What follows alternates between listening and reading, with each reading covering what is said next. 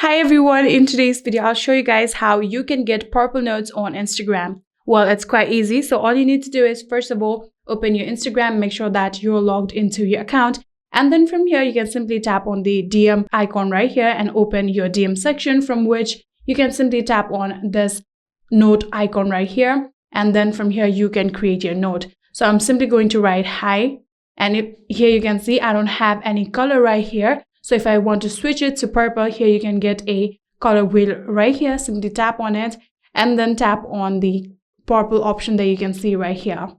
So after doing that, here you can also get another purple shade. For example, this one, this is a lighter shade, or you can also get even lighter shade just like this.